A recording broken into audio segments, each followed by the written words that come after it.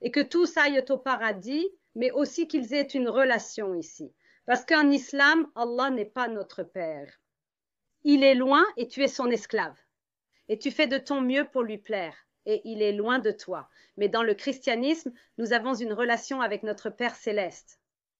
Sérieusement, Saint-Esprit, mets juste dans mon cœur l'amour de ma famille, et même plus que ma propre vie, parce que j'étais choquée de voir comment ma famille, que j'aime et avec qui nous étions si proches, tu sais, est rapidement devenue mon ennemi. Je ne pouvais pas y croire. Tout le monde a changé de visage. Ils ont commencé à me menacer immédiatement. Au début, ils pensaient peut-être que j'étais folle ou quelque chose comme ça. Ils n'ont pas commencé dès le premier ou le deuxième jour. Mais quand ils ont parlé à mon mari et qu'il a dit oui, elle est chrétienne, elle dit toujours qu'elle suit Jésus. Ils ont commencé à dire non, non, non, c'est faux, tu dois revenir, tu dois revenir. Dis-lui, et parce qu'il était musulman, et mon mari, c'est un homme très aimable.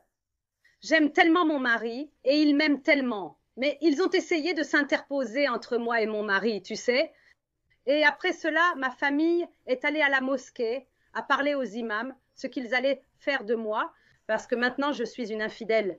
Je suis la première génération de ma famille. Je suis la première personne à avoir reçu Jésus. Et je ne suis pas dans un pays de la charia ou une loi de la charia.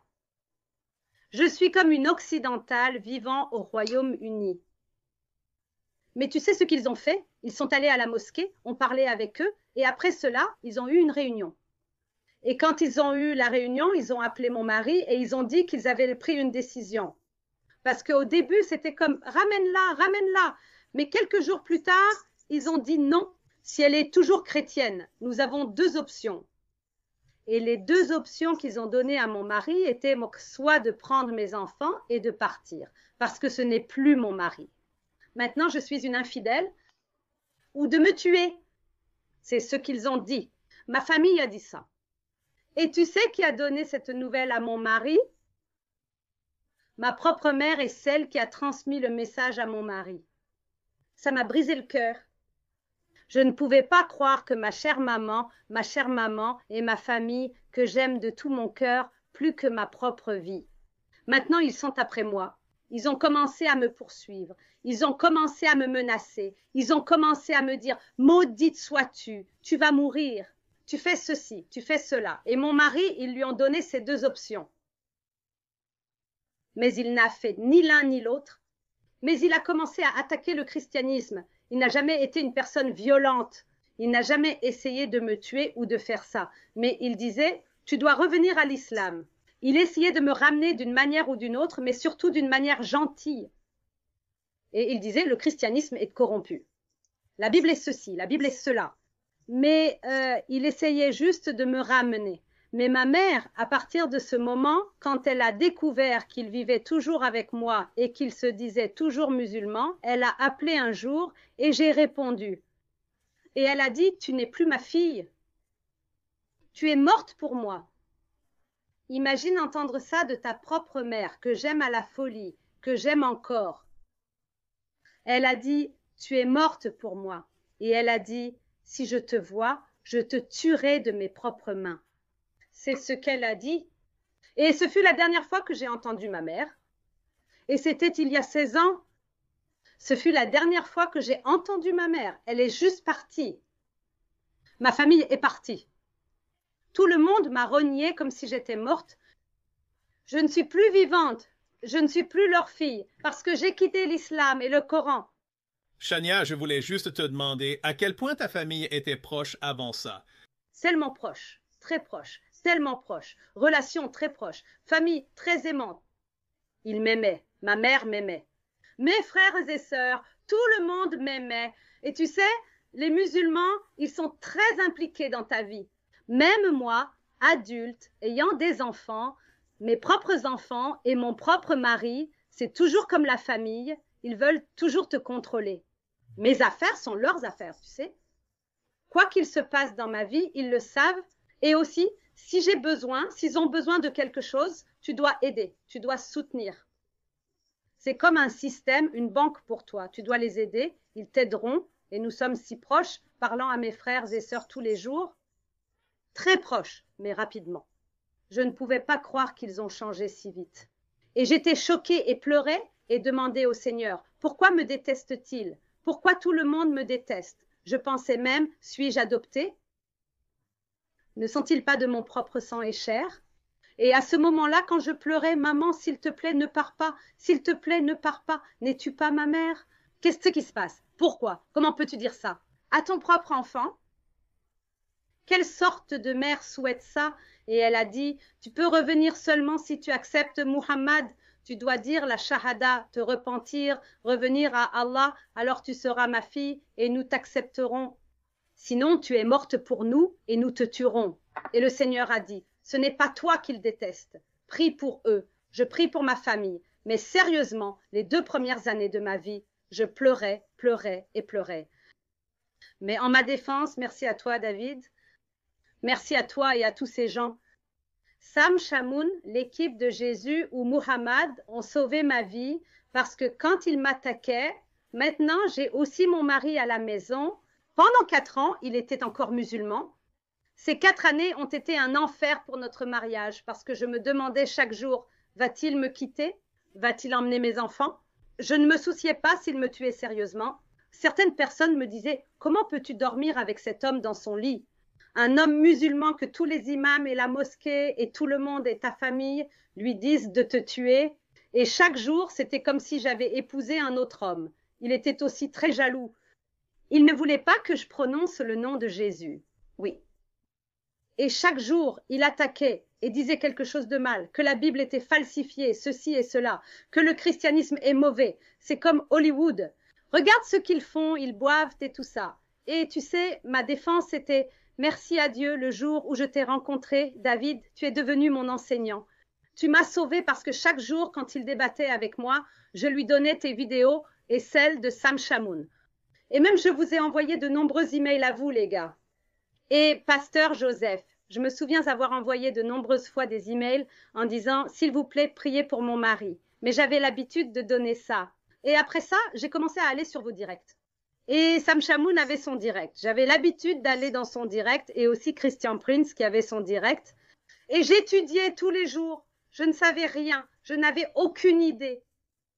Tu sais, chez les musulmans, le secret le mieux gardé, c'est leur propre Coran et leur propre hadith.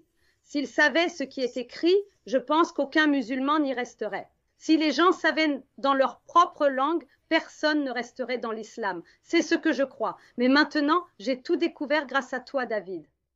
Toi et Sam Shamoun. Et chaque nuit, quand tu faisais l'émission, Jésus ou Muhammad, tu faisais des comparaisons. Oh, je veux juste dire aux gens, il y a des gens qui nous connaissent uniquement par YouTube, mais ne savent pas que il y a des années, Sam Shamoun et moi, ainsi que le pasteur Joseph, avions coutume de faire sur ABN devenu la Trinity Channel une émission appelée Jésus ou Muhammad. Et c'était une émission en direct. Une émission en direct où les musulmans pouvaient appeler. Et quand nous avons commencé, il y avait des érudits musulmans, des chers qui appelaient. Et finalement, les chers ont cessé d'appeler. Mais nous avions toujours des musulmans réguliers qui appelaient dans l'émission et nous avions des discussions en direct, des débats en direct et ainsi de suite. Donc c'est de ça que parle Shania, de ce programme-là, et vous pouvez encore trouver beaucoup de ces vidéos et extraits en ligne. Oui, Jésus ou Muhammad, tout le monde était, je pensais que tout le monde était des Arabes, des gens arabes, comme le pasteur Joseph, et aussi parce qu'ils parlaient arabe, et aussi Sam Shamoun, je pensais qu'ils étaient arabes. Mais j'ai été choquée quand je t'ai vu, un homme blanc américain qui a tant de connaissances sur l'islam, et j'en suis juste tombée amoureuse. Tout ce que tu disais, tu es devenu mon professeur. Je te suivais tous les jours, même après ça, après la fin de ce programme. Et chaque fois que tu avais les débats, j'avais l'habitude de regarder. J'avais l'habitude de tout noter. Je t'ai envoyé tellement d'emails, tellement de messages sur Facebook, parce que tu es un homme très occupé. Je ne te blâme pas, mais tu es devenu mon sauveur, c'est Jésus, mais... Shania fait référence au fait que je ne réponds généralement pas aux messages. Je le disais auparavant. Parfois, je passe des semaines sans vérifier mes emails. Parfois, je passe une semaine ou 10 jours sans même avoir mon téléphone avec moi. Donc, je suis à peu près la pire personne sur la planète en ce qui concerne répondre aux messages. En fait, j'ai mentionné cela dans une vidéo plus tôt que plusieurs années auparavant. Nabil me disait, parce que je lui disais que je l'ignorais simplement parce que cela m'affolait de recevoir des centaines de messages par jour.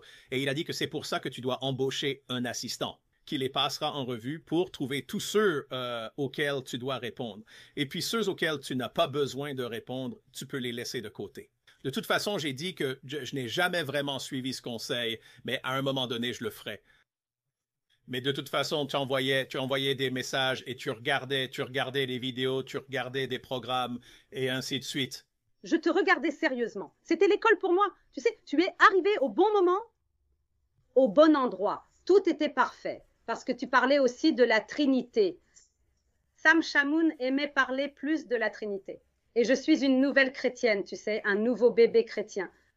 J'ai commencé à aller à l'église. Mais l'église ne t'enseigne pas sur Mohammed ou Jésus. Ils ne vont pas t'enseigner toutes ces choses.